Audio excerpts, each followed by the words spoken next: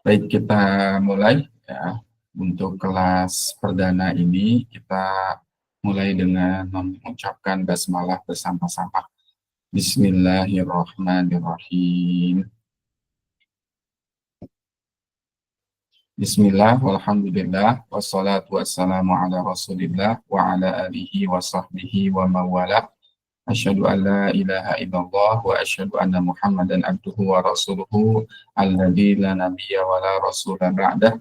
Allahumma salli wa sallim wa an'im ala nabiyyina wa habibina wa syafi'ina Muhammad sallallahu alaihi wasallam wa ala alihi wa sahbihi ajma'in. Allahumma arhamna bil Qur'an waj'alhu lana imaman wa nuran wa hudan wa rahmah. Allahumma dzakkirna minhu ma nasina wa 'allimna minhu ma jahilna warzuqna tilawatahu ana al-laili wa atrafan nahar warzuqna tilawatahu ana al-laili wa atrafan nahar. Allahumma ja'alna wa ahlana wa auladana min ahli al-Qur'an alladzina hum ahba wa khassatuka ya rabbal alamin. Alhamdulillah, sahabat tadabbur Al-Quran yang dimuliakan oleh Allah Subhanahu wa Ta'ala, senang sekali kita bisa berkumpul pada kesempatan pagi hari ini, yang mana pagi hari ini adalah pagi hari yang sangat istimewa, di mana kita alhamdulillah bini'amatihi tatimmus shalihat, bisa berkumpul dan bisa belajar ya, di hari-hari terbaik di bulan Zulhijjah, di mana di bulan Zulhijjah ini semua amalan yang dilakukan oleh seorang yang beriman, maka amalan itu sangat dicintai oleh Allah Subhanahu wa Ta'ala. Semua amalan yang dilakukan pada tanggal 1 sampai 10 Zulhijjah adalah amalan yang sangat dicintai oleh Allah Subhanahu wa Ta'ala. Dan bisa kita lihat di dalam Quran surat Al-Fajr ya, yang akan sama-sama kita pelajari pada kesempatan pagi hari ini insya Allah. Namun sebelumnya, supaya lebih membarokahkan lagi hari-hari kita, maka kita akan sama-sama baca terlebih dahulu surat Al-Fajr ini. Mudah-mudahan Allah Subhanahu wa Ta'ala berikan kepada kita ya, keridhoannya. Amin ya rabbal alamin. A'udzu billahi minasyaitonir rajim. Bismillahirrahmanirrahim. Wal fajr wa layalin 'ashr wasyaf'i wal watr wal layli idza yasr hal fi dzalika qasamul lidhi hijr. Alam tara kaifa fa'ala rabbuka bi'ad irama dhatil 'imad allati lam yukhlaq mithluha fil bilad wa samud alladhina jabu as-sakhra bil wad wa fir'auna dhil awtad alladzina taghaw fil bilad fa aktsaru fihal fasad wa sabba 'alaihim rabbuka sawta 'adzab inna rabbaka labil mirsad fa ammal insanu idza mabtalahu rabbuhu fa akramahu wa na'amahu fa yaqulu rabbi akraman wa amma idza mabtalahu faqadara alayhi rizqahu fa yaqulu rabbi ahanan kalla bal la tukrimuna al-yatim wa la tahadduna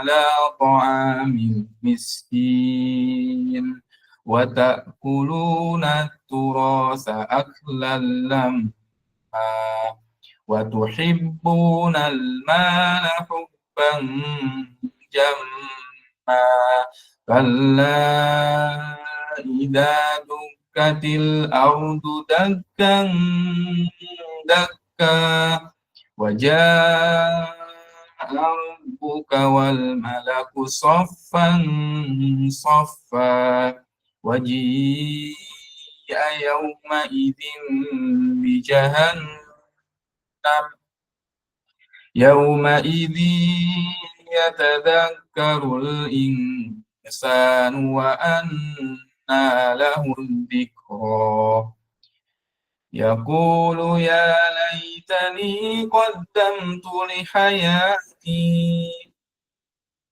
fa yawma idzin la yu'adzibu 'adzabahu ahad wa la yusiku wasaqahu ahad ya ayyatuhan nafsul mutmainnah irji'i ila rabbiki radiyatan mardiyah fadkhuli fi ibadi wadkhuli jannati sadaqallahul azim sadaqallahul azim wa sadaqa rasulul karim wa nahnu ala dzalika minasyahidin sami'na wa ata'na ghufranaka rabbana wa ilaikal masir. Alhamdulillah, sahabat Quran yang dimuliakan oleh Allah Subhanahu wa taala, kita sudah membaca satu surat, Suratul Fajr, ya, Suratul Fajr. Surat yang sebetulnya sangat indah ya, dan memberikan banyak sekali pelajaran bagi kita ya, sampai menanamkan mindset ya kepada kita bahwasannya ya Allah Subhanahu wa taala menjelaskan kepada kita yang paling penting dalam kehidupan itu adalah al-amalus salih, amalan solih ya. Amal solih yang kita ya, yang kita lakukan. Ya. Dan di surat Al-Fajr ini Allah mengajarkan kepada kita bahwasannya ya, kemuliaan yang Allah berikan kepada seseorang itu, kemuliaan di sisi Allah itu tidak ada kaitannya dengan yang namanya harta. Ya, tidak ada korelasinya antara harta ya dengan kemuliaan di sisi Allah Subhanahu wa taala. Bahkan kemuliaan di sisi Allah itu ditentukan oleh derajat ketakwaan kita kepada Allah Subhanahu wa taala dan bukan harta yang menjadi tolak ukurnya. Sehingga ya di dalam ayat ya 15 dan 16 ya, di surat Al-Fajr ini Allah membantah ya manusia-manusia yang selalu berorientasi terhadap harta. Kalau kita perhatikan ayat 15, fa'ammal insan idza mabtalahu rabbuhu fa'akramahu wa na'amahu fayaqulu rabbi akraman. Ada manusia-manusia yang ketika Allah uji mereka, ibtalahu di sini ya, kalimatnya ibtalahu, diuji oleh Allah Subhanahu wa taala. Mabtalahu di sini diuji dengan apa? Diuji dengan harta ya. Fa'akramahu, dimuliakan, wa na'amahu, diberi nikmat, fayaqulu rabbi akraman, maka orang itu mengatakan Allah sedang memuliakan kami, memuliakanku. Ada orang-orang yang indikatornya ya, indikator kemuliaan bagi mereka itu adalah harta. Ada juga orang yang mengatakan wa amma idza mabtalahu faqadara alaihi rizqahu fayaqulu rabbi ahana. Ya. Ada orang-orang yang Allah Subhanahu wa taala uji mereka dengan kesempitan dalam kehidupan berupa rezeki. Mereka mengatakan Rabbi ahanan, Tuhanku telah menghinakanku. Padahal kalau kita lihat bahwasannya kemuliaan di sisi Allah itu bukan dari segi harta ataupun kayanya seseorang ataupun miskinnya seseorang, nanti kita akan lihat dalam Quran surat Al-Fajr bahwa yang dinamakan mulia di sisi Allah itu adalah berdasarkan amal salih. Amal salih ketaatan. Sehingga setelah ayat 16 dijelaskanlah ya amal salih yang dulu orang-orang itu sering tinggalkan. Kalla balla tukrimuna al-yatim wa la tahattuna ala ta'amil miskin wa ta'kuluna at-turasa aklan lamma wa tuhibbuna al-mala hubban jamma. Nah, inilah amalan-amalan yang menyebabkan seseorang itu bisa mendapatkan azab dari Allah Subhanahu wa taala. Pertama, mereka tidak memuliakan anak yatim, wala tahadduna ala ta'amil miskin, tidak memberikan makan terhadap orang miskin, wa ta'kuluna turasa aklan lamma, memakan harta warisan dengan berlebihan, wa tuhibbunal mala hubban jam'a, ya, senang sekali dalam mengumpulkan harta ya, yang banyak ya, dikumpulkan dan sebagainya. Ya, sedikit kita belajar terlebih dahulu suratul Fajr ya insyaallah. Kemudian di ayat terakhir ya Allah Subhanahu wa taala jelaskan tentang ya ayyatuhan nafsul mutmainnah, wahai jiwa-jiwa yang tenang. Nah, goals terbesar kita dalam Quran surat Al-Fajr ini adalah bagaimana kita mendapatkan panggilan ini. Ya, panggilan dari Allah Subhanahu wa taala, nanti orang-orang beriman akan dipanggil dengan panggilan ini. Ya ayyatuhan nafsul mutmainnah, wahai jiwa-jiwa yang penuh dengan ketenangan. Nah, ini goals kita ya. Goals kita menjadi orang-orang yang dipanggil oleh Allah Subhanahu wa taala menjadi jiwa-jiwa yang tenang, jiwa-jiwa yang tenang, jiwa-jiwa yang damai. Setelah itu apa tuh lanjutan ayatnya? Irji'i ila rabbiki radiyatan mardiyah. Pergilah kata Allah Subhanahu wa taala. Pulanglah, irji'i, pulanglah ila rabbiki kepada Tuhanmu radiyatan mardiyatan. Ini ya, perhatikan di sini. Irji'i, pulanglah di sini. Pulanglah ila kepada Rabbmu dalam keadaan radiyatan mardiyatan. Ya, kembali lagi ya. Di awal Zulhijjah ini, di tanggal 1 Zulhijjah ini kita punya goals. Kita punya goals. Ya, goals kita pertama adalah pulang kepada Allah Subhanahu wa taala menjadi pribadi-pribadi yang insya Allah nanti di hari kiamat ya, menjadi orang yang dipanggil oleh Allah Subhanahu wa taala dengan ayat ini. Ya, dengan ayat ini. Ya ayyatuhan nafsul mutmainnah. Setelah menjadi jiwa yang tenang, irji'i ila rabbiki radiyatan mardiyah. Pulanglah kata Allah, kembalilah kepada Allah, kepada Tuhanmu, radiyatan mardiyatan.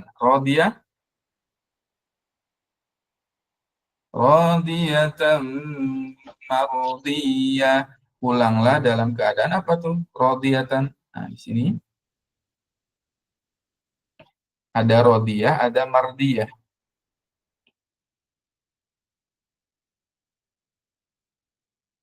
Pulanglah kata Allah Subhanahu wa taala dalam keadaan ridho dan diridhoi. Ridho dan diridhoi. Nah, itu ya.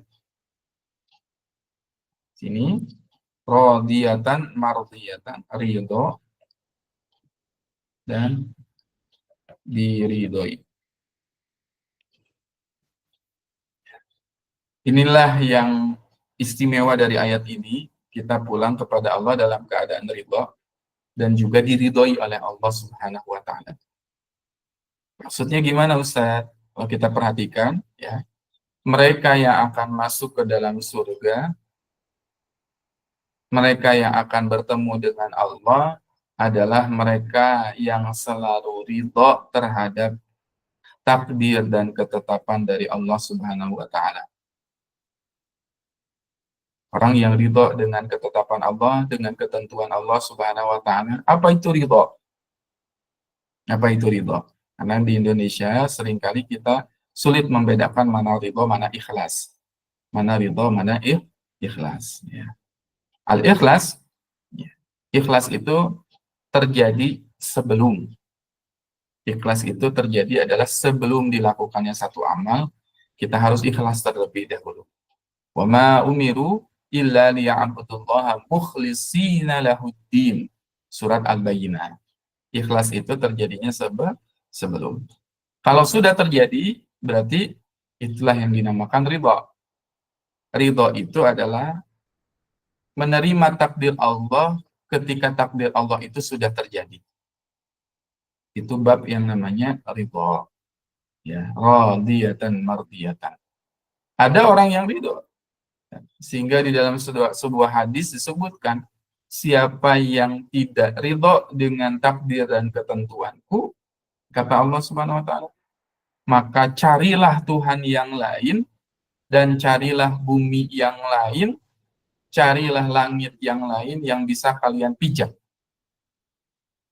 Itu adalah sebuah kemustahilan ya. Kita bisa mencari Tuhan yang lain dan mencari bumi dan langit tempat kita tinggal selain bumi yang kita tinggali hari ini. Kata Allah, silakan cari. Siapa yang tidak ridho dengan takdir dan ketetapanku, maka yang paling penting adalah kita ridho terhadap segala ketentuan Allah. Semua takdir Allah itu adalah baik ya untuk diri kita. Ma asaba min hasanatin faminallah wa ma asabaka min sayyi'atin famin nafsik.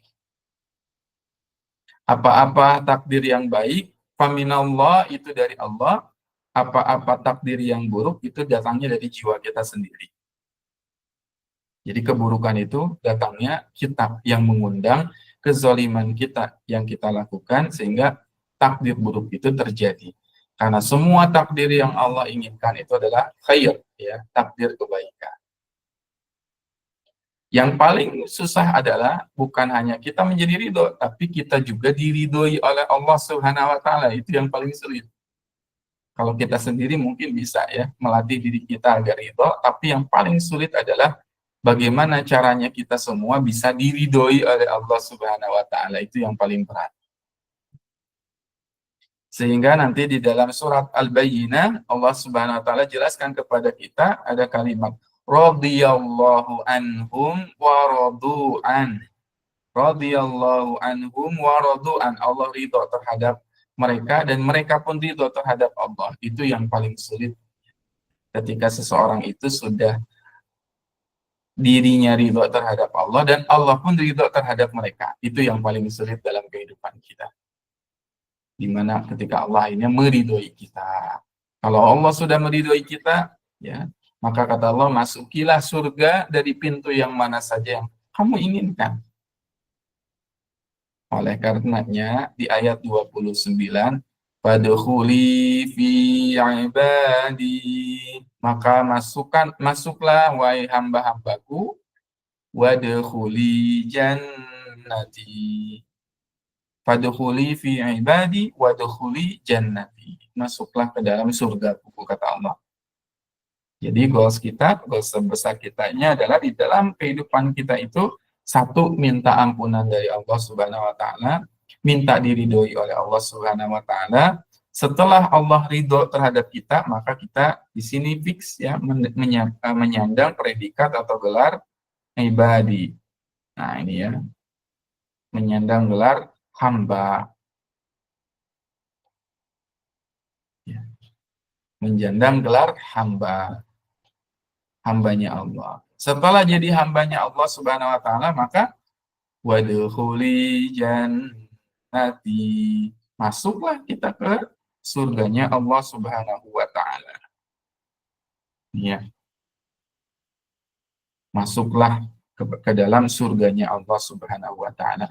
Jadi goals kita di tanggal 1 Zulhijjah ini tadi menjadi jiwa-jiwa yang tenang, Tuhan nafsul mutmainnah, punya jiwa yang mutmainnah. Setelah kita punya jiwa yang tenang, kita minta agar ridho dengan ketetapan Allah dan diridhoi oleh Allah. 3, minta agar kita bisa menjadi hamba Allah yang baik, hamba Allah yang memang sesuai dengan yang Allah inginkan. Barulah setelah itu wadkhuli jannati, kita bisa masuk ke dalam surganya Allah Subhanahu wa taala. Ini semua dijelaskan di dalam Quran surat Al-Fajr, dan kita tahu bahwasanya di sini Al-Fajr, ya. Kita masuk ya ke pembahasan wal fajr, al fajr, demi fajar. Sini ya. Wal fajr, demi fajar. Demi fajar. Demi waktu fajar. Kita lihat di sini, kita coba coret ya. Wal fajr, sebentar.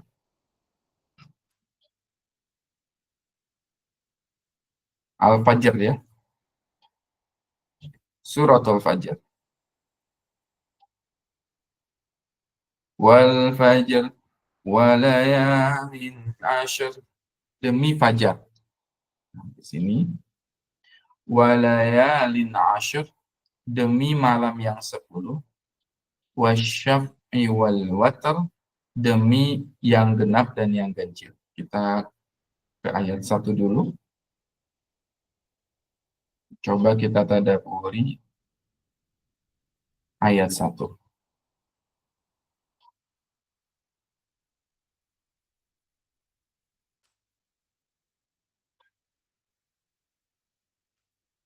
Allah Subhanahu wa taala di sini bersumpah. Nah, perhatikan di sini ada huruf waw.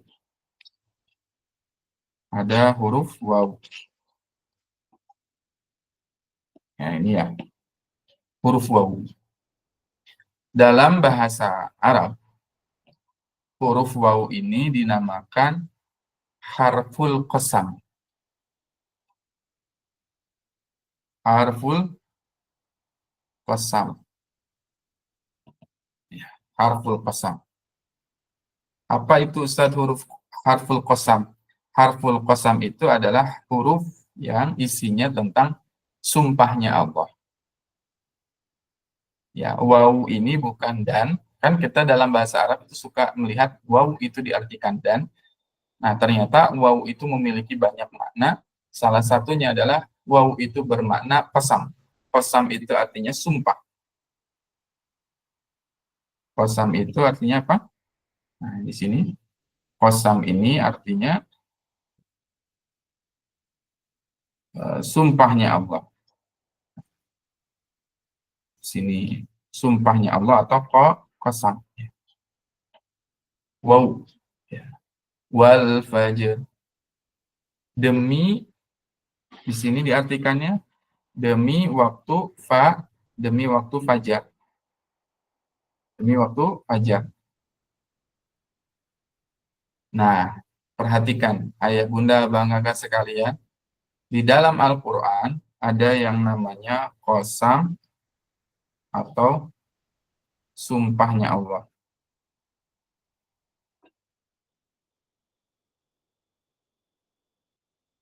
Sumpahnya Allah.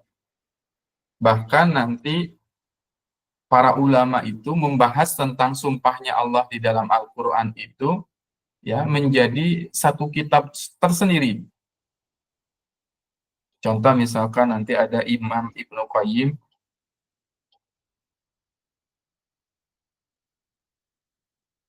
membuat kitab judulnya Al-Qasam fil Quran. Al-Qasam fil Quran. Sumpah-sumpah Allah dalam Quran ya. Nah, dibahas di situ secara lengkap. Sumpah-sumpahnya Allah di dalam Al-Quran itu.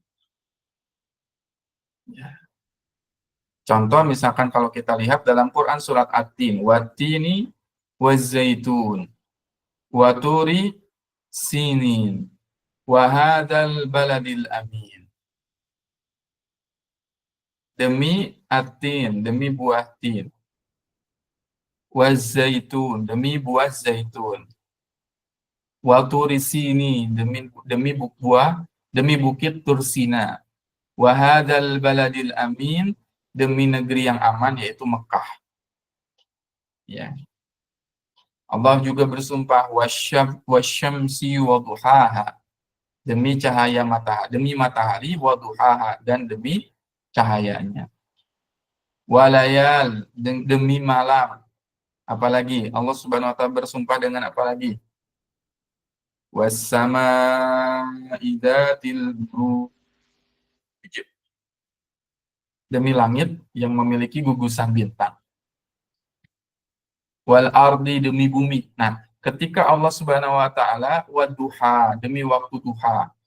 Nah, wal laili idza saja, itu sumpah-sumpahnya Allah Subhanahu wa taala di dalam alam semesta ini. Dan nanti para ulama mengatakan ketika Allah Subhanahu wa taala bersumpah dengan sesuatu, maka dalam sesuatu itu ada sesuatu yang agung. Sesuatu itu satu ya, ketika Allah bersumpah, Allah bersumpah,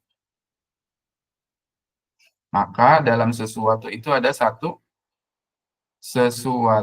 yang disumpahi itu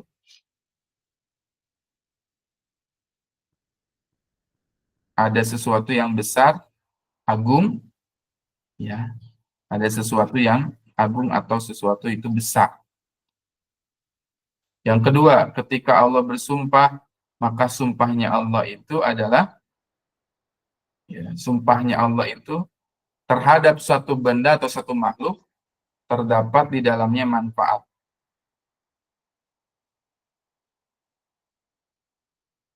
Manfaat yang besar.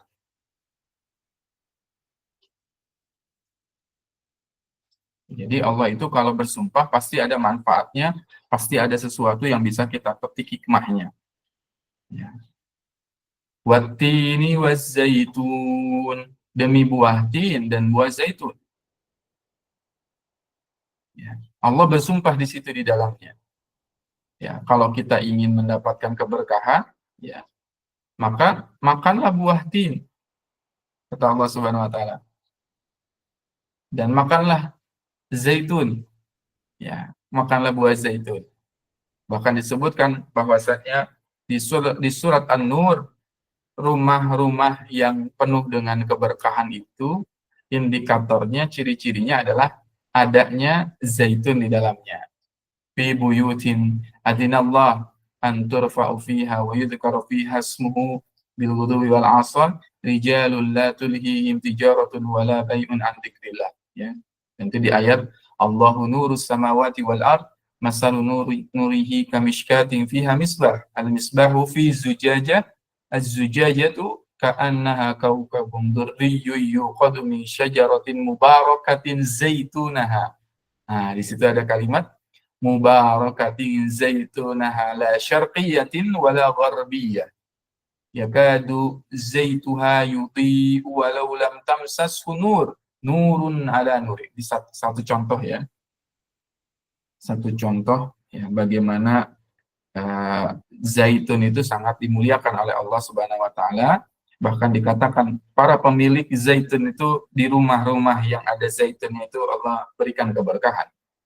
Nah, ini bagaimana tentang menghidupkan sunnah yang Allah Subhanahu wa taala jelaskan kepada kita. Ya.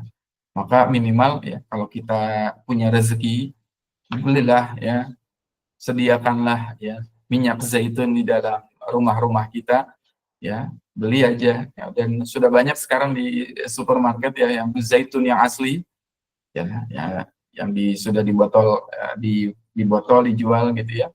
Kenapa? Semata-mata karena ingin ya meniru surat At-Tin, menghidupkan surat At-Tin di dalam rumah-rumah kita, karena hari ini sunnah tin ini, ya, sunnah zaitun ini sangat sangat dilupakan oleh umat Islam. Ya, kalau orang-orang di Turki biasanya mereka itu sarapan paginya itu dengan zaitun ya, karena memang produknya banyak di sana, perkebunan zaitun itu banyak. Nah, hari ini bahkan kita pun banyak orang yang belum pernah melihat mungkin ya buah zaitun itu seperti apa ya, begitu dijauhkan, padahal kata Nabi zaitun itu banyak sekali manfaatnya. Ya, zaitun itu banyak sekali manfaatnya, bahkan disebutkan fi buyutin adinallah Allahu nuru samawati wal ardi, di dalam Quran surat apa namanya? Surat An-Nur ya. Bahkan zaitun ketika dikonsumsi itu penuh dengan keberkahan ya, di dalam rumah-rumah yang penuh dengan keberkahan. Itu yang di dalam surat At-Tin ya, di dalam Quran surat At-Tin. Tini wa zaitun. Allah bersumpah demi buah zaitun. Nah, sekarang kita pelajari ya. Allah bersumpah demi fajar. Wal fajar. Demi fajar. Demi waktu fajar. Dan apa bedanya fajar dengan subuh? Gitu ya. Salatul fajar dengan salatul subuh. Salat subuh atau salat fajar? Nah, kita lihat karena nanti banyak yang mengartikan wal fajar ini diartikan demi subuh. Padahal nanti beda ya antara fajar dengan subuh itu. Ya, fajar dengan subuh itu. Ya. Wal fajar beda dengan subuh. Karena subuh juga nanti Allah bersumpah juga demi waktu subuh. Ya, Allah bersumpah juga demi waktu subuh. Kita lihat ya nanti di sini. Kenapa Ustaz kita bahas? Beginilah tadabbur ya, tadabbur Al-Qur'an. Ketika kita mentadaburi Al-Qur'an, maka memang tidak bisa ya kita itu hanya membahas satu ayat saja. Otomatis ketika tadabbur Al-Qur'an itu pasti akan meluas kepada ayat yang lain ya. At-Takwir ayat 18 ya, kita lihat surat At-Takwir ayat 18. Surat At-Takwir ayat 18. At-Takwir ayat 18. Was-subhi idza tanaffas. Demi waktu subuh.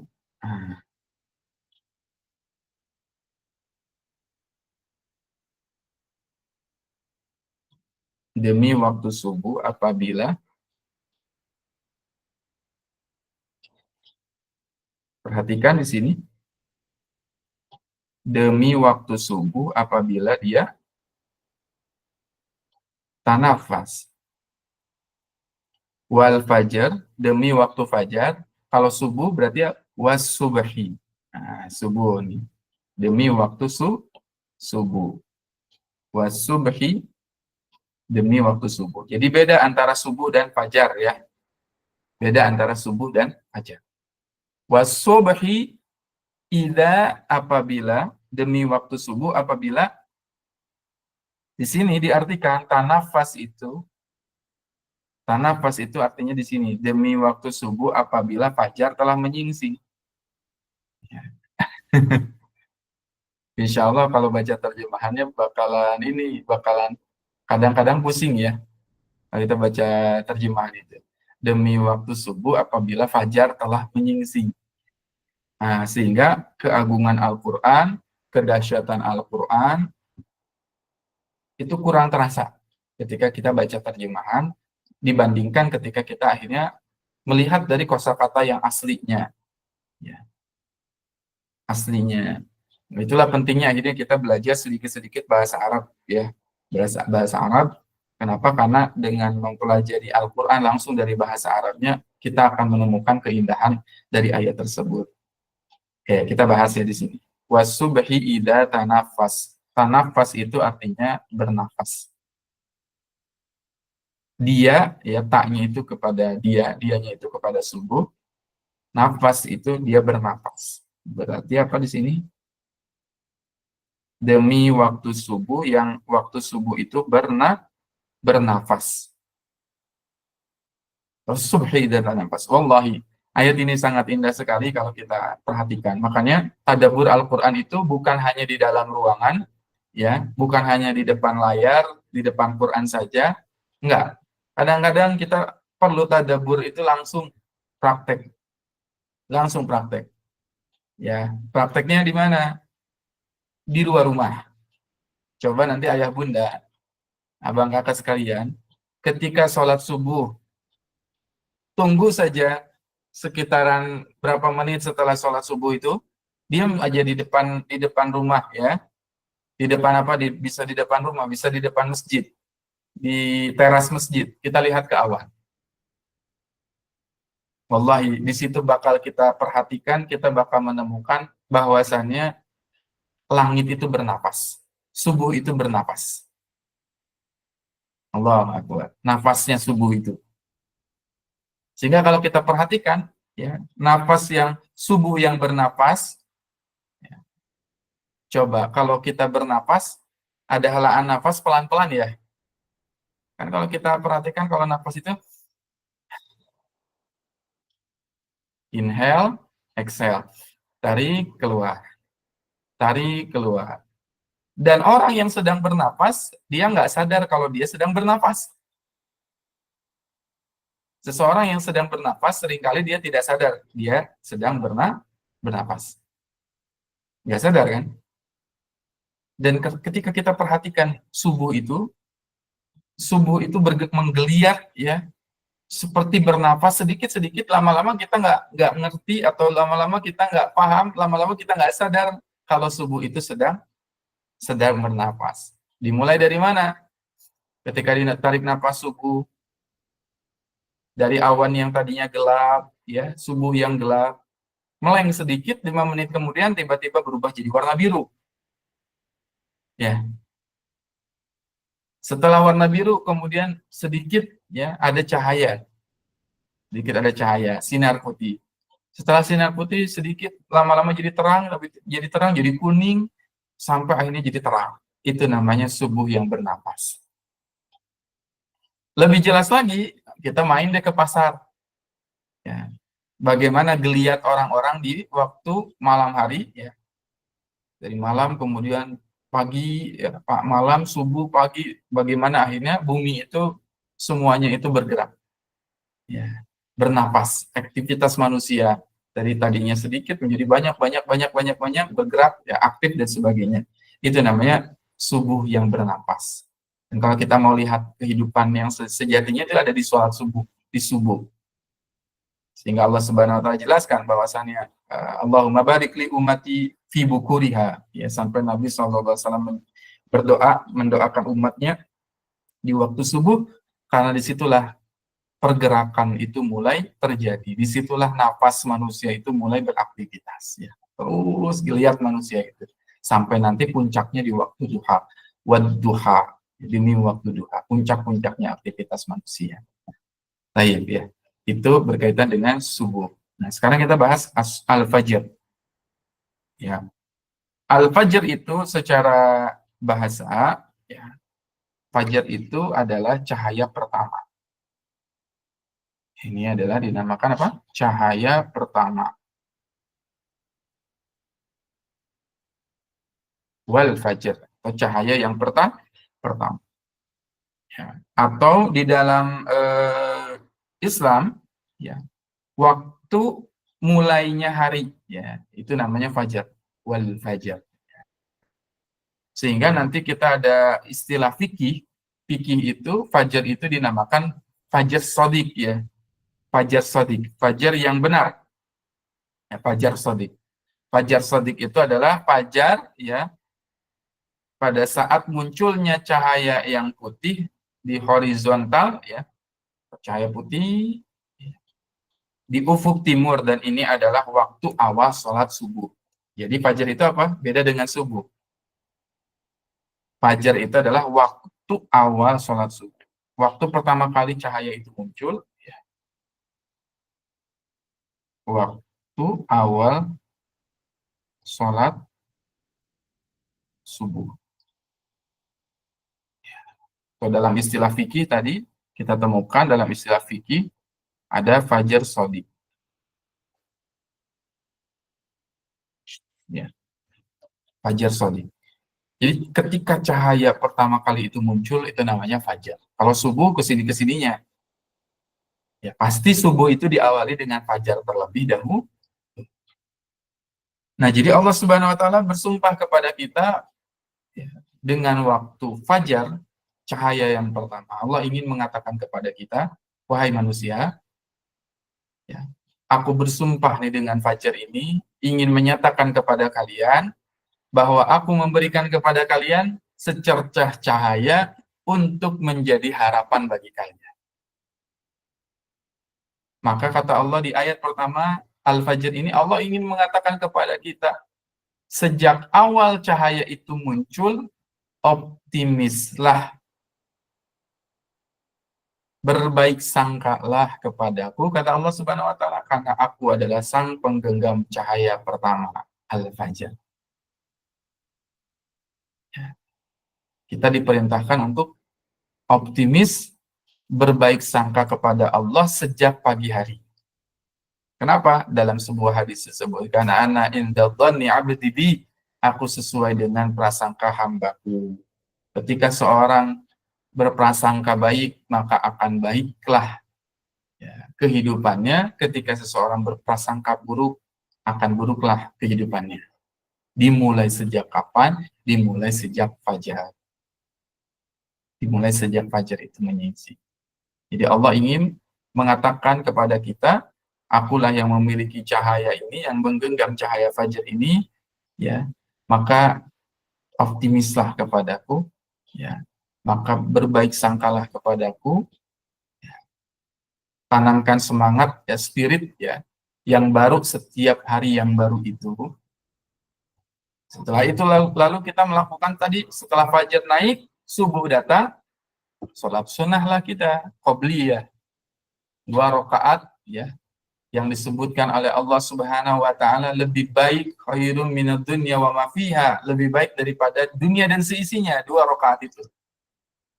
Makanya tadi di surat Al-Fajr dibantah oleh Allah habis-habisan bahwasannya kemuliaan itu bukan disebabkan oleh apa? Harta, kaya, miskinnya kita, nggak ada hubungannya. Orang yang paling kaya di dunia ini adalah mereka yang bisa sholat subuh 2 rakaat, ya, sunat qobliyah 2 rakaat subuh itu lebih berharga daripada dunia dan seisinya. Nah, sehingga di ayat pertama wal fajar, Allah bersumpah demi waktu fajar ini, ya, akulah penggenggam cahaya pertama ini. Sejak awal kata Allah Subhanahu wa taala, husnudzanlah kepada aku, ya, baik sangkalah kepada diriku, insya Allah takdir itu akan menjadi baik. Ya, ini makna dari wal fajar, demi waktu fajar. Walayalin asyr. Selanjutnya kita lihat ada walayalin asyr, demi malam yang 10. Demi malam yang 10. Demi malam yang 10. Wal fajr walayalin asyr.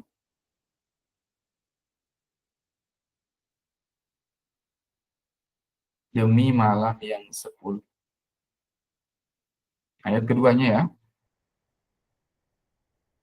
Wal fajr walayalin asyr. Demi malam yang 10. Selanjutnya Allah bersumpah. Itu sumpah Allah yang kedua adalah walayalin asyr. Walayalin asyr. Ya.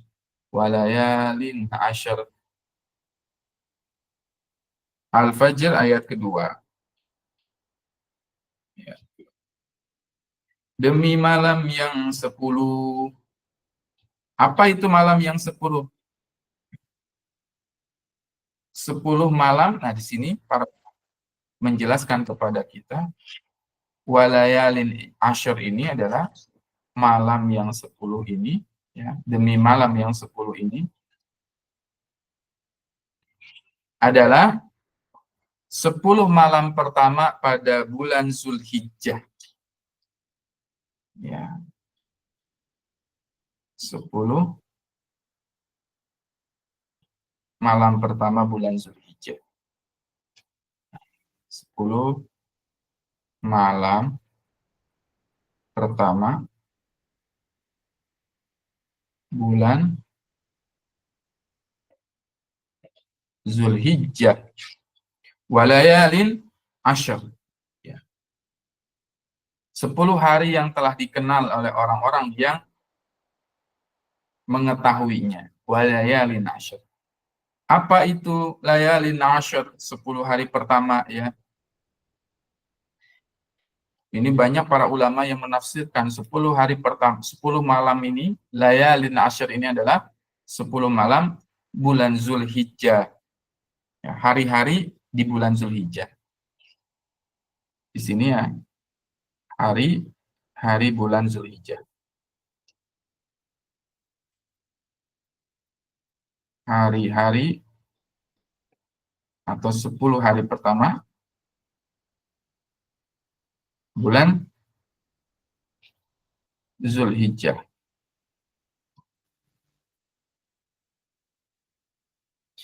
Ya. Sehingga kalau kita perhatikan bahwasannya 10 hari bulan Zulhijjah ini hari-hari yang disebutkan. Ya. Kenapa pertanyaannya? Kalau menyebutkan hari, kenapa menyebutkannya layal? Di sini demi malam yang 10. Ya. Hari-hari di sini dengan bahasanya disebutkan malam. Ya. Ya, karena nanti inilah indahnya bahasa Arab kalau kita perhatikan. Kan hari itu dalam bahasa Arab itu ayyam atau yaum. Yaumun atau ayyam, hari-hari. Tapi Allah lebih memilih kata malam. Ya. Layal itu artinya malam. Kenapa Ustadz? Ya, bukankah keutamaan 10 hari pertama bulan Zulhijjah itu adalah siangnya, tapi kenapa yang dimention malam? Bukannya, tapi kenapa di dalam ayat ini disebutkannya malam? Artinya adalah, ya, layalin itu adalah kalau Allah menyebutkan sesuatu yang sifatnya malam, itu udah pasti satu hari gitu. Ya, satu hari. Jadi menyebutkan yang sedikit untuk jumlah yang banyak. Simbol, ya. Simbol. Layal itu artinya simbol, malam itu artinya simbol dalam satu hari itu. Simbol. Ya. Contoh misalkan ketika kita melihat ya, di surat Al-Mulk, Tabarakalladzi biyadihil mulk. Tangan gitu kan. Maha suci Allah yang di tangannya biyadihi al-mulk. Tangan ini bukan bermakna dalam artian tangan yang sesungguhnya, dalam artian ya tangan itu untuk menyebutkan sesuatu yang merupakan simbol gitu. Disebutkannya tangan bukan berarti tangannya saja, tapi keseluruhan. Contoh lain, misalkan di ayat surat As-Suratul Rahman, wa yabqa wajhu rabbika dzil jalali wal ikram, wa yabqa wajhu rabbika dzil jalali wal ikram. Yang akan tetap adalah wajahnya Allah. Apakah hanya wajahnya saja? Tidak. Itu untuk menunjukkan simbol keseluruhan. Disebutkan sebagian untuk makna yang besar. Ya. Adapun kalau kita lihat tafsir Juz Amma karya Syekh Muhammad Shalih Al-Utsaimin, disebutkan bahwasannya yang dimaksud dengan pendapat 10 malam tersebut adalah 10 hari pertama di bulan Zulhijjah, karena hari tersebut adalah hari-hari yang banyak sekali keutamaannya. Ya, banyak sekali keutamaannya. Jadi memang para ulama ini, para ulama tafsir berbeda pendapat ya. Ada dua pendapat, ada yang mengatakan walayalin asyr ini adalah 10 malam pertama bulan Zulhijjah, dan yang kedua berpendapat bahwasannya yang dimaksud walayalin asyr di sini adalah 10 malam terakhir di bulan Ramadan. Ya, 10 malam terakhir bulan Ramadan. Ya, walaupun 10 malam terakhir bulan Ramadan sebetulnya sudah dibahas secara lengkap di surat Al-Qadar. Inna anzalnahu fi lailatul qadar wa ma adraka ma lailatul qadar. Lailatul qadri khairum min alfi syahr. Ya. Jadi kalau saya pribadi ketika membaca tafsir-tafsir dari para ulama itu banyak sekali ulama yang akhirnya condong walayalin asyar ini adalah 10 hari pertama bulan Zulhijjah. 10 hari pertama bulan Zulhijjah. Ya, sehingga nanti keutamaannya kita lihat ya di sini 10 hari pertama bulan Zulhijjah adalah ya, hari-hari terbaik dan hari yang paling agung di sisi Allah Ta'ala. Bisa dijelaskan di sini oleh riwayat yang sumbernya dari Al-Bazzar, dari sanad yang hasan, dan dari Abu Ya'la dalam sanad yang sahih, sebagaimana dikutip oleh Imam Al-Bunziri dalam Targhib wa Tarhib, bahwasanya nanti ada hadis dari Jabir radhiyallahu an meriwayatkan bahwasanya Nabi sallallahu alaihi wasallam bersabda, afdalul ayyamid dunya al-ashr. Sebaik-baik hari, sebaik-baik hari, afdal. Nah, di sini ya. Di sini tuh disebutkannya afdolu ya. Afdol itu dalam bahasa ini ya, dalam bahasa hadis ya, atau dalam bahasa Arab disebut sebagai isim tafdil. Isim tafdil. Isim tafdil itu menunjukkan yang paling atau ya the best ya. Paling ya, paling. Nah, di sini. Paling.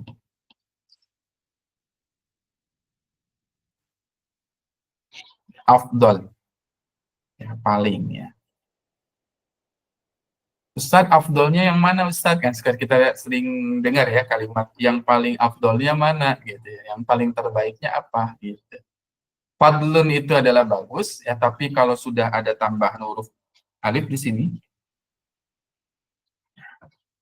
nah ada tambahan ini nih, alif ini menjadi isim tafdil untuk menyatakan paling afdal. Ini baik dengan ini paling baik. Kita lebih memilih yang mana? Yang ini baik atau ini paling baik? Sesuatu yang menunjukkan kata paling baik di situ berarti lebih baik daripada yang lain.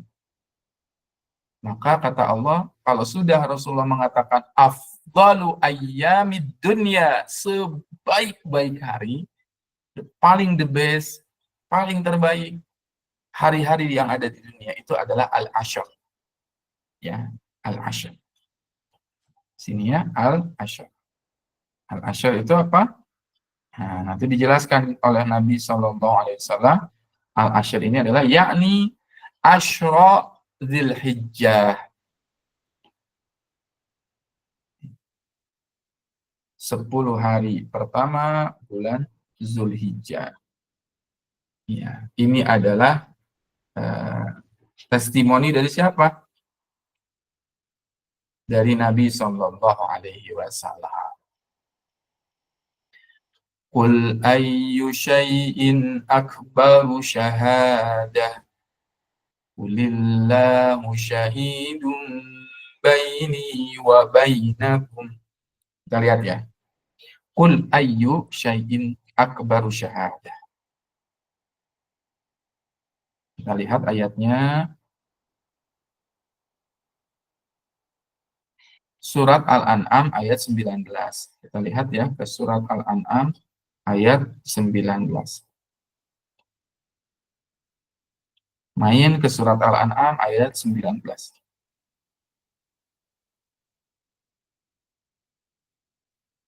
Nah, ya. Qul ayyu syai'in akbaru syahadah. Qulillahu syahidun baini wa bainakum wa uhiya ilayya hadzal qur'anu liunzirakum bihi wa man balagh أئنكم لتشهدون أن مع الله آلهة أخرى قل لا أشهد قل إنما هو إله واحد وإنني بريء مما تشركون.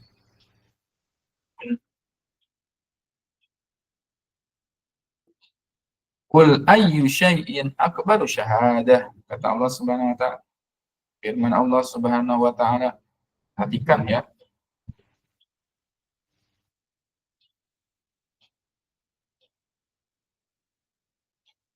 Sini kita munculkan ayatnya. Qul ayyu syai'in akbaru syahadah. Katakanlah siapakah yang paling besar syahadahnya? Siapakah yang lebih kuat kesaksiannya? Maka jawablah kata Allah, kulillah, katakanlah Allah. Katakanlah Allah. Ya, jadi syahadah terbaik itu, kesaksian terbaik itu, sumbernya dari siapa? Sumbernya dari Allah Subhanahu wa taala. Contoh, saya ingin bertanya kepada ayah bunda, abang kakak sekalian, kalau mau membeli produk, misalkan di toko manapun, mau toko oranye, mau toko hitam, mau toko kuning, kalau mau membeli produk itu, dicarinya yang banyak testimoninya atau yang sedikit? Lebih percaya mana? Yang banyak testimoninya atau yang sedikit testimoninya? Yang banyak biasanya ya. Ibaratnya kita ngecek, oh mana nih? Ya. Oh ini keterangannya ada, testimoninya ada. Semakin percaya dengan yang banyak testimoninya atau yang sedikit testimoninya? Kalau sedikit testimoninya, kira-kira gimana tuh? Takut gitu. Takut kenapa? Takut ketipu gitu kan itu ya. Ragu gitu. Karena ini benar nggak sih?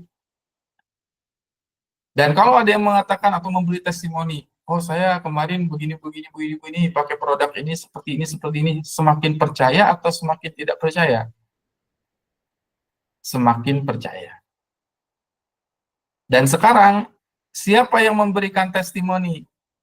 Kalau yang sudah memberikan testimoninya itu siapa? Allah, percaya atau enggak?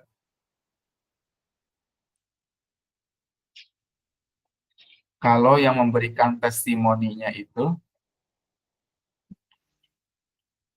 Allah, percaya, sangat percaya. Nah, kata Allah Subhanahu wa taala, "Qul ayyu syai'in akbaru syahadah?" Siapa sih yang lebih besar testimoninya, kata Allah? Qulillah, katakanlah Allah. Allah yang memberikan testimoni kepada kita. Syahidum baini wa bainakum. Aku, kata Allah, aku memberikan syahadah, kesaksian, testimoni antara aku dengan kamu. Ya, akulah yang memberikan testimoni ini. Kalau Allah sudah yang memberikan testimoni, harus percaya. Kenapa? Ya Allah Tuhan kita.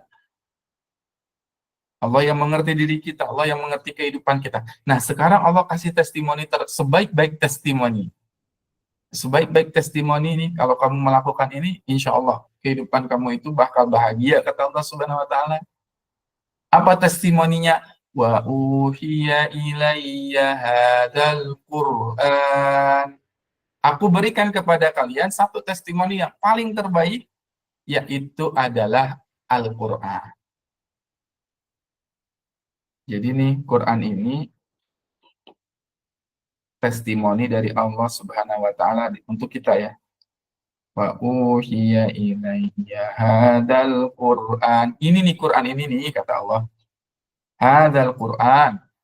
Hadzal Quran. Quran ini yang menjadi testimoni bagi kalian. Mau percaya nggak sama Quran? Kata Allah Subhanahu wa taala ya. Mau percaya nggak sama Al-Quran? Aku kasih testimoni yang terbaik. Langsung testimoni dari Allah. Aku kasih kepada kalian Al-Quran. Li'ungdirakum bihi wa man balag. Fungsinya Al-Quran itu untuk apa? Li'ungdirakum bihi wa man balag.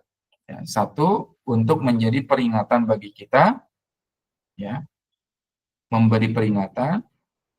Dan dua, wa man balag, ya, dan sampaikanlah, ya, dan kepada orang-orang yang sampai Al-Quran kepadanya. Jadi tugas kita adalah mendapat peringatan nasihat dari Al-Quran dan sampaikan Al-Quran itu. Ya, barulah akhirnya Allah itu akan memberikan kepada kita kebaikan. Nah, perhatikan tadi. Ini testimoninya Allah berkaitan dengan Al-Quran. Allah memberikan testimoni bahwasanya walayalin asyr, demi malam yang 10 atau demi yang 10, yaitu hari pertama bulan Dzulhijjah. Ini testimoni dari Allah Subhanahu wa taala. Harus percaya nggak sama testimoninya Allah?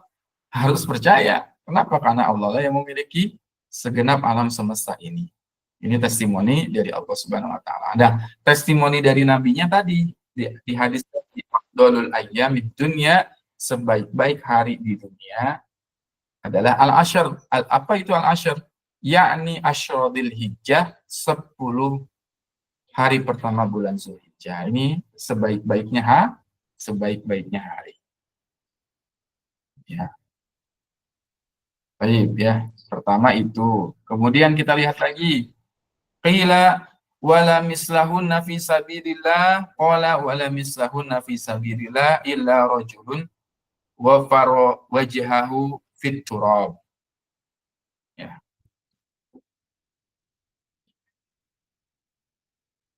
Kecuali apakah kata Nabi, para sahabat bertanya, wala mislahunna fi sabilillah, qala wala mislahunna fi sabilillah. Apakah tidak ada yang bisa menandingi keutamaannya ya Rasulullah meskipun seseorang berjihad di jalan Allah? Nabi SAW mengatakan, walal jihadu fi sabilillah. Tidak ada yang bisa menandingi keutamaannya. Ya. Amal terbaik itu, ya, walal jihad wala mislahunna fi sabilillah. Bahkan setara dengan amal-amal itu, setara dengan apa? Jihad fi sabilillah, ya, berjuang di jalan Allah. Ya, illa rajulun ghafara wajhahu fit turab, ya, kecuali seseorang itu ya, tidak kembali ya karena mati syahid. Ya, tentu syahid itu tidak bisa setara ya, karena syahid itu seseorang yang ibadah berjihad di jalan Allah kemudian syahid terbunuh di medan perang, ya balasannya kan itu udah masuk surga tanpa hisab. Masuk surga tanpa hisab.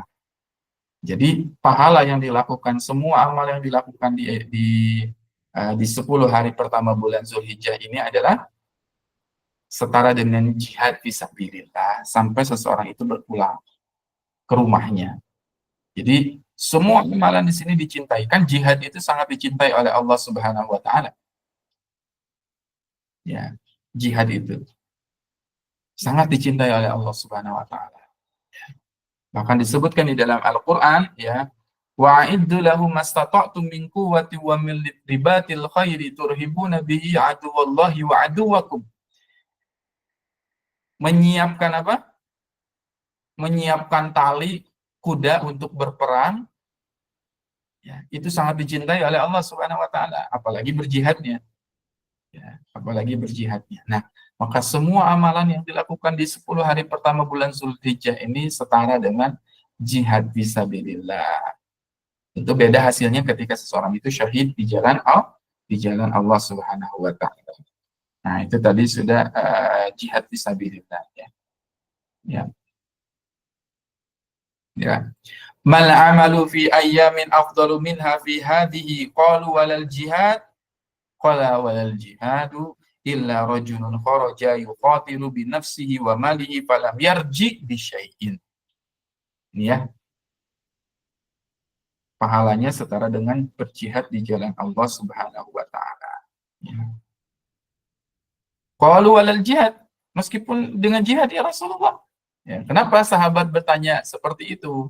Karena kita tahu bahwasannya jihad itu sangat berat. Jihad itu sangat berat. Ya, sangat berat sekali jihad itu. Ya. Mal amalu fi ayyami afdalu minha fi hadhihi, hari-hari ini setara dengan jihad wahai Rasulullah. Walal jihad. Ya, setara dengan jihad kata Nabi SAW. Kenapa? Karena para sahabat tahu jihad itu berat sekali. Jihad itu berat sekali. Apalagi zaman dulu, zaman Nabi SAW. Mereka berjihad ya dengan sekuat tenaga. Makanya kita hari ini di Idul Adha, ya 10 hari pertama bulan Zulhijjah ini diajarkan sekali oleh Allah Subhanahu wa taala tentang pengorbanan. Ya, kita lihat misalkan betapa beratnya jihad itu sampai kaum muslimin sudah terbiasa untuk melakukan jihad, mengorbankan dirinya dengan hartanya, dengan bahkan jiwanya sekalipun dikorbankan di jalan Allah Subhanahu wa taala. Contohnya siapa? Kita tahu bahwasannya ada seorang ya sahabat yang sudah sangat tua pada saat itu yang bernama Amru bin Jamuh. Amru bin Jamuh ya sudah sangat sepuh pada saat sudah sangat tua.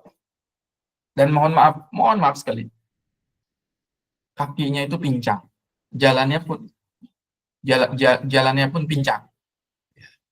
Kemudian ada seruan berjihad pada saat itu, ya. Hayya 'alal jihad, kata Nabi SAW, marilah kita pergi jihad. Ada seruan untuk berjihad. Kemudian sosok yang sudah sepuh ini, sosok yang sudah tua ini datang kepada Rasulullah, ya Rasulullah, saya ingin berjihad. Padahal kondisinya pada saat itu sudah sangat tua, kakinya pun pincang. Sampai akhirnya ya anak-anaknya pun berdiskusi, 4 orang anaknya, 4 orang ini pemuda semuanya, kemudian 4 orang anak ini kemudian ya berdiskusi, ya udah Bapak nggak usah pergi gitu kan, mintalah rukhsah keringanan kepada Nabi SAW, karena engkau itu sudah sepuh, sudah tua, kedua engkau pun pincang, karena orang yang pincang nanti dapat rukhsah keringanan dari Rasul, tidak usah berperang. Apa jawaban ayahnya? Tidak, nak. Tidak. Saya pengen tetap berjihad. Saya ini, kata ayahnya, saya ingin mempersembahkan harta jiwa saya yang terakhir, nafas saya yang terakhir ini, saya pengen syahid di jalan Allah Subhanahu wa taala. Sampainya beliau datang kepada Nabi, ya Rasulullah, saya mau berjihad. Kata Nabi, ada ringan, ada rukhsah bagi engkau nggak usah berjihad. Dikasih tahu begitu sama Nabi. Terus Amru bin Jamuh kemudian mengatakan lagi, enggak ya Rasulullah, saya ini ya sudah tua. Ya. Saya ingin mempersembahkan nyawa saya di hadapan Allah. Allahu Akbar. Bahkan selevel nyawa pun dikorbankan sama orang beriman gitu kan. Kalaulah saya mati, saya wafat dalam keadaan syahid ya Rasulullah, dan saya sangat mengimpikan cita-cita saya itu syahid. Kata Nabi, ya sudah. Ya. Saya sudah menahan, saya sudah memberikan uzur, tapi engkau lebih memilih ya seperti itu. Ya, akhirnya anak-anaknya datang lagi, gimana ya Rasulullah? Kata Nabi SAW, jawabannya apa? Janganlah engkau tahan ayahmu. Udah nggak usah ditahan. Ternyata setelah perang berkecamuk, dalam keadaan sudah sepuh, kemudian kakinya pincang, Amr bin Jamuh wafat, syahid. Ya. Dan itulah hari terbaik Amr bin Jamuh. Karenanya Idul Adha, ya, tanggal 10 kita nanti tadabbur insya Allah. Kadang-kadang dalam Islam itu pengorbanan itu harus dirayakan. Ya, pengorbanan itu harus dirayakan. Ya, bagaimana kita akhirnya merayakan pengorbanan kita di sisi Allah, merayakan dengan pengorbanan yang sifatnya harta, maliyah, ya, dan juga sifatnya dengan jiwa, ya, dan naga kita. Ya. Walal jihadu fi sabilillah. Kemudian Imam Al-Bukhari rahimahullah ta'ala menyebutkan dalam satu riwayat, wa qala Ibnu Abbas wa dzukurullah fi ayyamin ma'dudat, dan sebutlah Allah di hari-hari yang telah ditentukan. Nah, sini ya. Ini ayat wa dzukurullah fi ayyamin ma'lumat, ini di dalam surat Al-Baqarah ya. Dan berzikirlah kepada Allah pada hari-hari yang ditentukan. Maksudnya adalah 10 hari pertama bulan Zulhijjah. Ya. Wadhkurullaha fi ayyamin ma'lumat. Di dalam Quran itu ada ayam ma'lumat dengan ayam ma'dudat. Kalau ayam ma'lumat itu adalah ayam mu'asyar, 10 hari pertama bulan Zulhijjah. 10 hari pertama bulan Zulhijjah. Sehingga sekarang kita sudah disunahkan untuk membaca takbir. Ya, membaca takbir. Ini ibadah yang terbaik juga di 10 hari pertama adalah mengucapkan, memperbanyak membaca takbir. Ya, wa ayyamu ma'dudat, dan ayam hari yang ma'dudat itu adalah ayam tasyrik, hari tasyrik. Wa kana Ibnu Umar wa Abu Hurairah yakhrujani ila suq, ya, dan di mana pada saat itu Ibnu Umar dan Abu Hurairah yakhrujan, mereka keluar ila suq, ya, kepada pasar, fi ayyamil ashr, dari hari yang 10 itu, 10 hari pertama bulan Zulhijjah, yukabbirani, mereka bertakbir, wa yukabbirun nas bitakbirihima, dan akhirnya orang-orang pun ikut bertakbir karena mereka. Ya, Muhammad bin Ali juga bertakbir setelah sholat sunnah. Ya. Wa kabbara Muhammad ibnu Ali khalfan nafilah, setelah ibadah-ibadah sunnah, sholat-sholat sunnah, misalkan sholat duha, sholat qobliyah ba'diyah, selalu bertakbir. Ya, selalu bertakbir. Jadi hidupkan hari ini dengan memperbanyak takbir, ya, memperbanyak takbir kepada Allah Subhanahu wa taala, mengagungkan Allah Subhanahu wa taala. Ya, kemudian kita lihat lagi di sini. Nah, ini ya. Ini sudah, maka kita bertakbir. Takbir itu terbagi menjadi dua, ada takbir mutlak dan ada takbir muqayyad. Ya.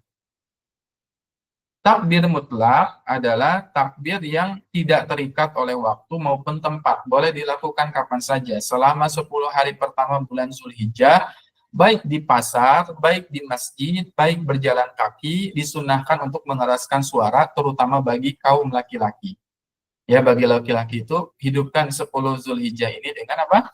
Dengan memperbanyak takbir. Allahu Akbar, Allahu Akbar. La ilaha illallah, Allahu Akbar. Allahu Akbar, walillahil hamd. Ya, perbanyak takbir. Itu namanya takbir mutlak. Dan nanti ada takbir muqayyad.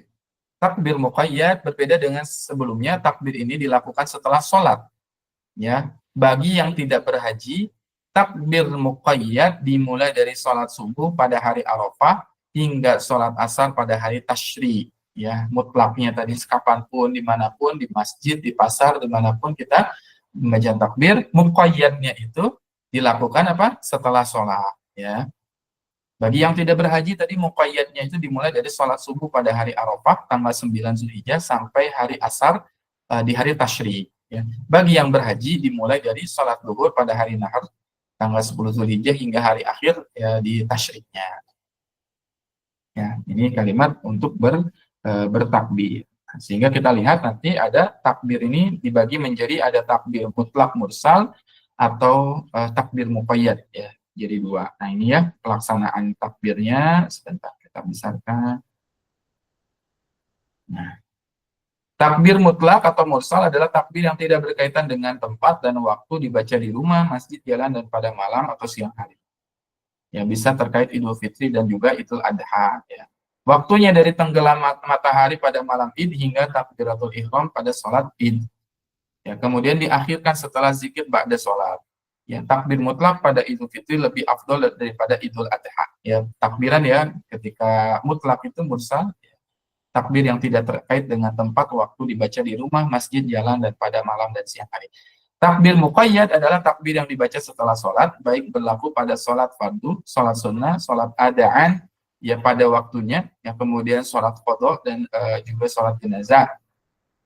Ya, kemudian takbir muqayyad terkait Idul Adha saja dan waktunya untuk selain yang berhaji, waktunya adalah pada subuh pada hari Arafah hingga asar pada hari tasyrik terakhir selama 5 hari, ya. Ya. Kemudian untuk yang berhaji waktunya adalah waktu zuhur pada hari Idul Adha, karena inilah awal sholat di Mina, hingga waktu subuh pada hari tasyrik terakhir. Ya. Inilah sholat terakhir di Mina, kemudian didahulukan sebelum zikir ba'da sholat. Ya. Jadi sebelum zikir ba'da sholat itu, kita baca dulu takbir itu. Ya, kemudian takbir muqayyad lebih afdol daripada takbir mutlak, karena takbir muqayyad mengikuti sholat. Ya, ini terkait dengan teknis pelaksanaannya mutlak dan muqayyad. Ya. Takbir muqayyad.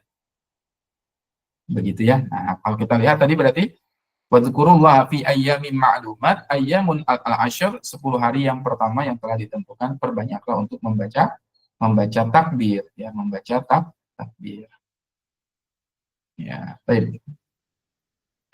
Ini kalau kita perhatikan ya, sini ya, bab terkait dengan takbir, ya, takbir terkait dengan takbir Idul Adha. Ya, coba kita perhatikan di sini ada beberapa takbir ya.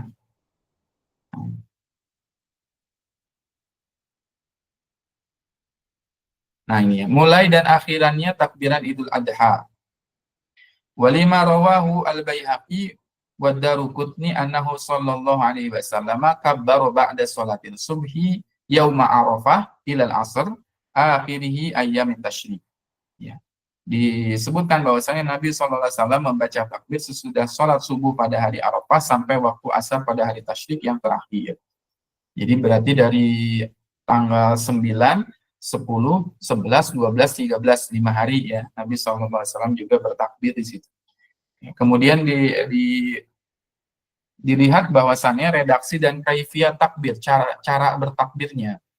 An Abi Usman An-Nahdi, dari Abu Usman An-Nahdi, Rasulullah SAW bersabda, ya, mengajarkan Salman, ya, Salman Al-Farisi, yu'allimuna takbir, mengajarkan takbir kepada Salman, yaqulu kabbiru, bertakbirlah.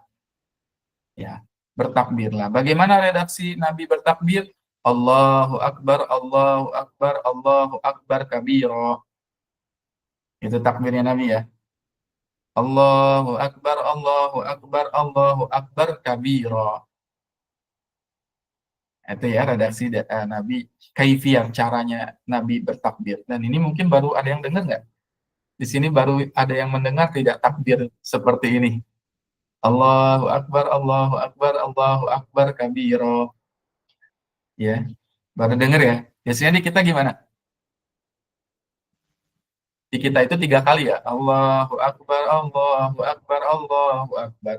La ilaha illallah, wallahu akbar, Allahu akbar, walillahil hamd. Ya itu ya. Di kita biasanya 3 kali Allahu Akbar, Allahu Akbar, Allahu Akbar, baru walillahil hamd. Ya, berarti caranya gimana takbirnya? Sudah belajar kan sekarang ilmunya ya? Nah, sudah belajar ilmunya, berarti nanti kalau kita berjalan di pasar, pergi ke satu tempat, takbirnya 2 kali Allahu Akbar tambah yang 3 kali Allahu Akbar kabira. Ya, jadi ketika di kendaraan perbanyak Allahu Akbar, Allahu Akbar, Allahu Akbar kabira. Allahu Akbar, Allahu Akbar, Allahu Akbar kabira. Nah, itu yang sesuai dengan redaksi Nabi. Ya. Kemudian dari Salman kita bisa melihat kabiru. Nah, ini redaksi kedua ya. Allahu Akbar kabira. Gitu ya. Allahu Akbar kabira. 2. Allahu Akbar kabira. Kemudian waja'an Umar wa bin Mas'ud, Allahu Akbar, la ilaha illallah wallahu akbar. Ya. Allahu Akbar walillahil hamd. Berarti berapa tuh? 2 di sini. Allahu Akbar, ya. Allahu Akbar, la ilaha illallah wallahu akbar. Allahu Akbar walillahil hamd. 2 takbir. Kalau di Indonesia 3 ya. Allahu Akbar, Allahu Akbar, Allahu Akbar. La ilaha illallah wallahu akbar. Allahu Akbar walillahil hamd. Nah, sekarang kalau kita sudah belajar, yang sahih itu tadi 2 kalimat takbir. Allahu Akbar, Allahu Akbar. La ilaha illallah wallahu akbar. Allahu akbar walillahil ilham. Ya. Memang ada aneh gitu. Kalau biasanya 3, sekarang jadi 2. Ustadz gimana dong, di rumah saya 3? Ya udah, nggak masalah, silakan ya di masjid misalkan 3, ya udah 3, daripada nanti jadi bentrok gitu ya. Tapi kita sudah belajar ilmunya. Nanti kalau takbir sendiri 2 takbir, dilengkapi dengan kalimat la ilaha illallah wallahu akbar, Allahu akbar walillahil hamd. Kalau sudah belajar ada ilmunya sekarang gitu ya. 2. Alhamdulillah kalau di masjid rumah kami udah 2 ya. Allahu akbar, Allahu akbar. La ilaha illallah wallahu akbar, Allahu akbar walillahil hamd. Itu tata caranya ya. Ya. Ini yang terkait dengan takbir 7 dan 5, ini caranya ya, caranya. Jadi gimana takbirnya? Sudah tahu ilmunya ya? Insya Allah ini hadisnya sahih semuanya. Bisa dengan 2 cara. Takbir pertama bisa Allahu Akbar, kemudian apa? Allahu Akbar kabiro. 3 kali ditambah dengan kabiro. Allahu Akbar, Allahu Akbar, Allahu Akbar kabiro. Atau tadi sudah biasa di Indonesia pakai yang kedua, Allahu Akbar, Allahu Akbar. La ilaha illallah wallahu akbar. Allahu akbar walillahil hamd, tapi caranya dengan 2 ya, 2 takbir. Ya, ini memang masih awam di Indonesia begitu ya, terkait dengan kaifiyat takbir ini. Ustadz, kalau mayoritas di rumah misalkan di masjid 3, gimana Ustadz? Ya, ya udah, daripada nanti bentrok ya, di masjid silakan 3 saja gitu ya, 3 aja, kita nggak usah jadi 2 harus 2 gitu, enggak. Tapi kalau kita baca sendiri, bacanya dengan 2 kali takbir, insya Allah begitu ya. Itu kita masuk ke amalan tadi. Amalannya apa saja yang bisa dilakukan selain bertakbir tadi kan ya, selain bertakbir kemudian apa? Nah, ini kita sudah tahu insya Allah ya. Mudodi, orang yang berkurban tidak memotong kuku dan rambut ya. Idza ra'aitum hilala dzilhijjah wa arada ahadukum an yudhi falyumsik an sya'rihi wa adfarihi. Jika telah melihat hilal Zulhijjah kemarin ya, maka kemarin batas terakhir kita boleh memotong kuku dan memotong rambut ya, karena tidak disunahkan ya, tidak memotong kuku dan memotong rambut pada tanggal 1 Zulhijjah sampai hewan kurban kita itu disembelih. Kemudian makruh ya bagi mudhodi, orang yang berkurban, memotong rambut dan kuku sampai hewan kurbannya itu disembelih ya. Ya, begitu ya. Kemudian kita lihat ya tentang saum, ini yang sering ditanyakan kepada saya, Ustadz, apa pendapat Ustadz terkait dengan saum pada tanggal 9 Zulhijjah atau ya saum dari tanggal 1 sampai 9 Zulhijjah. Kita lihat ya. Hadis riwayat Muslim, saumu yaumu Arafah yukaffiru sanataini madiyatan wa mustaqbilah. Wa saumu yauma Asyura yukaffir sanatan madiyah. Perhatikan, puasa pada hari Arafah dapat menghapus dosa 2 tahun yang lalu. Nah, puasa hari Arafah. Tanggal 9 Zulhijjah berarti ya.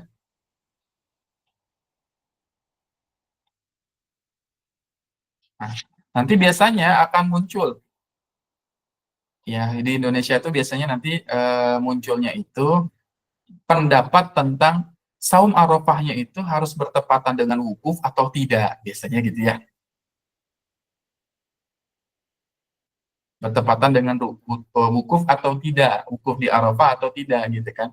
Kadang-kadang nanti 9 Zulhijjah kita dengan Arab beda kan. Mana yang diambil? Tetap 9 Zulhijjah di negara kita masing-masing. Ustaz, gimana saum Arafah tapi wukufnya beda, misalkan nggak berwukuf, karena nanti itu panjang ya fikihnya, nanti mungkin kita bahas di tanggal 9 Zulhijjah di hari Arafah gitu ya. Yang jelas keutamaan dari saum di hari Arafah akan menghapus sanataini madiyatan, 2 tahun yang telah lalu dan 2 tahun yang akan datang. Ini ya. 2 tahun yang telah lalu dan 2 tahun yang akan datang, berarti dihapus dosa-dosanya itu 4 tahun. 2 tahun kemarin, 2 tahun yang akan datang. 4 tahun dihapus dosa-dosanya. Sedangkan saum yaum Asyura, saum hari Asyura tanggal 10 Muharram, yukafir sanatan madiyatan, ya, menghapus dosa setahun yang lepas, yang lalu. Nah, Ustadz, bagaimana dengan saum di hari di tanggal 1 sampai 9 kita saum semuanya 9 hari. Perhatikan ya, hadisnya.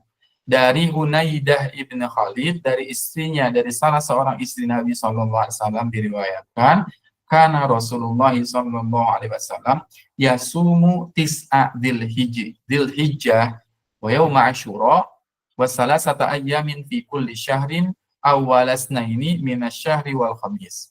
Perhatikan di sini ada hadis ya. Rasulullah biasa berpuasa pada 9 hari awal Zulhijjah ya, dan pada hari Asyura tanggal 10 Muharram, dan berpuasa 3 hari setiap bulannya. Jadi ada juga yang berpendapat ya 9 hari berpuasa, Ustadz kan ini sebaik-baik amal, sebaik-baik hari, maka saya ingin mengisinya dengan puasa gitu 9 hari berturut-turut.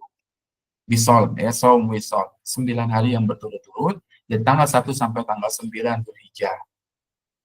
Nah, ternyata kalau kita kaji hadisnya, ternyata hadis ini adalah lemah, ya, hadisnya lemah, ya, hadisnya lemah. Atau di dalam ilmu hadis berarti dia jatuhnya adalah hadisnya dhaif, ya, hadisnya dhaif. Jadi silakan, memang mungkin nanti terbagi menjadi 2 pendapat, itu masalah fikih dan ikhtilafiyah, hilaf ya di antara para ulama. Ada yang mengatakan ya silakan boleh bersaum dari tanggal 1 sampai 9, tapi kalau kita mengkaji dari segi ilmu hadis ya, hadis ini ternyata adalah hadisnya dhaif ya. Hadisnya dhaif bersebab nih, dan itu di sini ini sumbernya dari Hunaidah bin Khalid ini. Ya, Hunaidah bin Khalid, lihat catatan kaki ya. Pada sana terjadi di Hunaidah bin Khalid, sehingga hadis ini lemah karena ittirob. Ittirob itu tidak bersambung sanad dan matannya, jadi nggak bersambung hadis ini kepada Rasulullah gitu.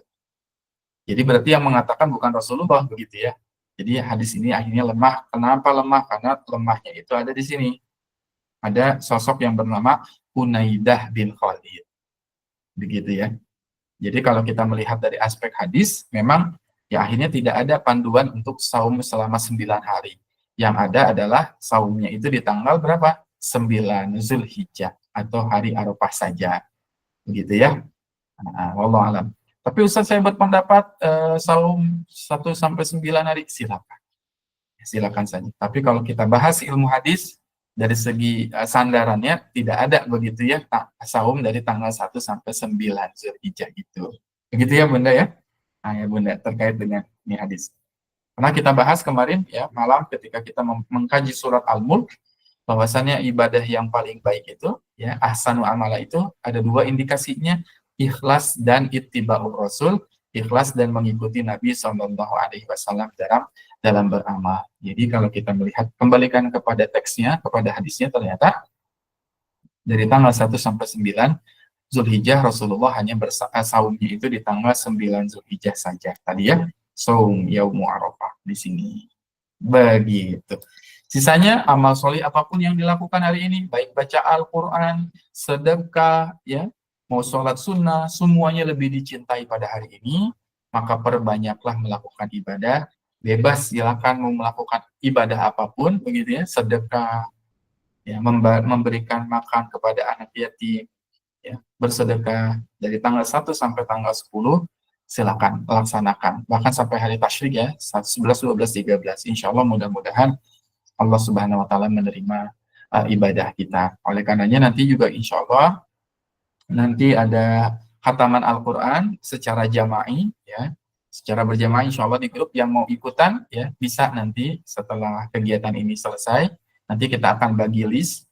Ayah bunda, abang kakak misalkan memilih nanti juz mana yang ingin dibaca sesuai dengan juz harian yang sedang dibaca. Nanti insya Allah mudah-mudahan Allah Subhanahu wa Ta'ala mencatat sebagai amal salih ya, terkait dengan khatam jama'i insya Allah. Wallahu a'lam bishawab. Ini yang bisa disampaikan. Ada waktu untuk tanya jawab insya Allah ya. Saya buka sesi untuk tanya jawab insya Allah.